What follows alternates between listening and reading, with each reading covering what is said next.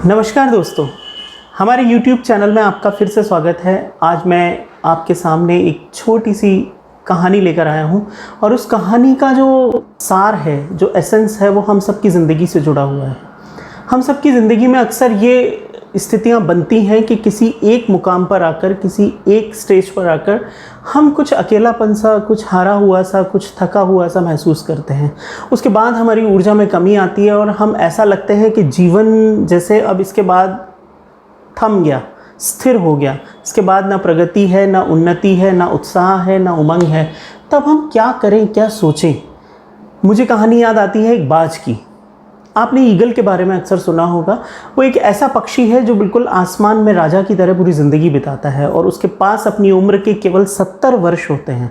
70 वर्ष। लेकिन 40 वर्ष की उम्र में उसकी ज़िंदगी में एक ऐसा मुकाम आता है जब उसके शिकार करने वाले नाखून मुड़ने लगते हैं, उसके पंख बहुत भारी हो जाते हैं और उसकी आंखें जवाब देने लगती हैं और वो बिल्कुल असहाय सा हो जाता है। वो शिकार करने की स्थिति में भी नहीं होता। ऐसी स्थिति में वो बाज के सामने दो विकल्प बचते हैं। या तो वो अपने आप को असहाय महसूस करके और अपनी प्राणों को त्याग दे, अर्थात वो वहाँ पर अपना जीवन छोड़ दे हार मानकर। और दूसरा विकल्प यह है कि वो रिक्रिएट करे, दोबारा से अपनी ऊर्जा को रिकलेक्ट करे।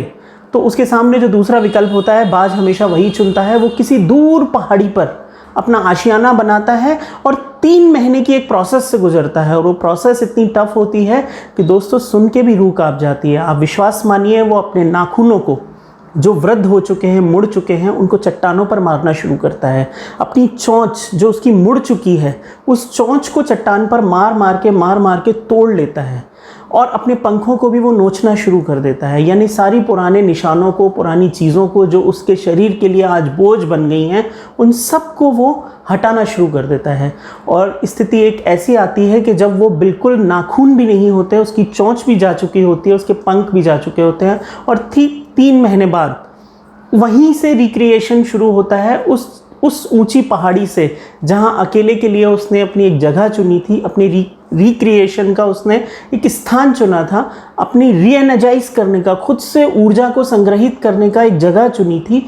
वहाँ उसने उसके वो नाखून फिर से उगने शुरू होते हैं, उसकी चोंच फिर से आना शुरू करती है, उसके पंख फिर से वापस आ जाते हैं और आप मानिए वो वापस से उसी ऊर्जा के साथ, उसी उमंग के साथ फिर से उस ऊंचे आसमान में उड़ान भरता है और सारी ऊर्जा को रिकलेक्ट करके अगले 30 वर्षों के लिए एक नई उमंग के साथ अपने जीवन को जीता है।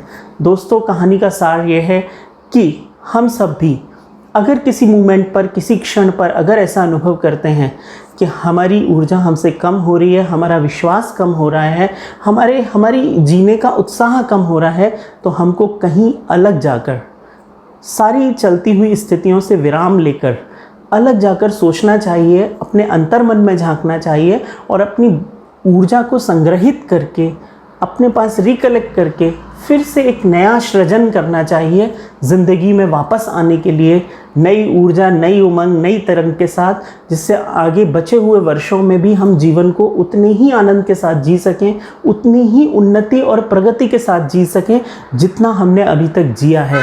क्योंकि हमारा पाथे, हमारा प्राप्ति का जो लक्ष्य है, उद्देश्य है, वो हमें तभी प्राप्त होगा जब तक हमारे अंदर ऊर्जा बनी रहेगी।